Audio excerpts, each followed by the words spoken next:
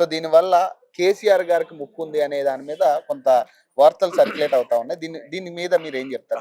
100% పడుతుంది. ఎందుకంటే తెలంగాణ ఉద్యమకారులను విస్మరించినటువంటి పార్టీ, ఉద్యమ పార్టీగా వచ్చేసి అనేక మంది ఉద్యమకారులను, అనేక మంది సంబంధించినటువంటి సబ్బండ వర్గాలను రోడ్ల మీదకి తీసుకొచ్చినటువంటి పార్టీగా ఆ రోజున ఉన్నటువంటి బీఆర్ఎస్ పార్టీ ఉద్యమ ఆకాంక్షలను నెరవేర్చినప్పుడు, ఎవరైతే 1200 మంది బిడ్డలు అమరులైనప్పుడు, ఈ 1200 మంది బిడ్డలు అమరులైన్లు అని చెప్పేసి అనేక ఆత్మగౌరవ వేదికల మీద మనమే చెప్పినాం కదా.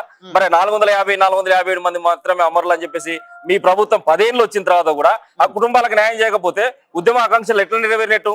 ఏ ఒక్క ఉద్యమకారునికైనా ఏదైనా ఉద్యోగాల రాయితీ కల్పించిల్లా, ఏదైనా పెన్షనరీ విధానాన్ని తీసుకొచ్చిల్లా, ఏదైనా ఒక ఉద్యమకారునికి కనీసం ఇండ్ల స్థలాలు ఇచ్చిల్లా, కనీసం లబ్ధిదారులకు కేటాయించి వాళ్ళకి ఏమన్నా సంక్షేమ పథకాలు ఇచ్చిల్లా?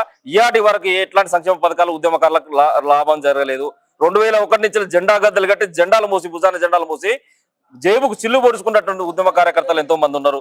అలా ఆ కుటుంబాలు ఏమైనాయి? ఇలా పారాషూట్ లీడర్లు అందరూ వచ్చేసి ఎమ్మెల్యే లైన్లు, ఎంపీ లైన్లు, ఎమ్మెల్సీ లైన్లు, కార్పొరేషన్ చైర్మన్ లైన్లు. మాలాంటి ఉద్యమకారుల పరిస్థితి ఏమైంది? యూనివర్సిటీలు వేదికగా రబ్బర్ బుల్లెట్లకు, బాష్ప గోళాలకు ఎదురొడ్డి పోరాడినట్టు మాలాంటి బిడ్డలకు ఏం చేసింది బీఆర్ఎస్ పార్టీ? ఏం చేయలే కదా. అందుకోసమే తెలంగాణ జాగృతి కంకణ బద్దులై ఉద్యమకారుల ఆకాంక్షలు నెరవేర్చడం కోసం, ఆ బిడ్డల యొక్క స్థితిగతులను మెరుగుపరచడం కోసం ఖచ్చితంగా కంకణ బద్దులై రేపు రోజున జరగబోయేటువంటి అసెంబ్లీ ఎన్నికల్లో కూడా మేము బాగా వేస్తాం.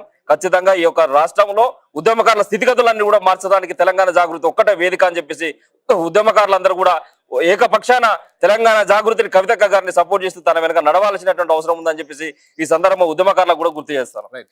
సో ఇది శ్రీకాంత్ గౌడ్ గారితో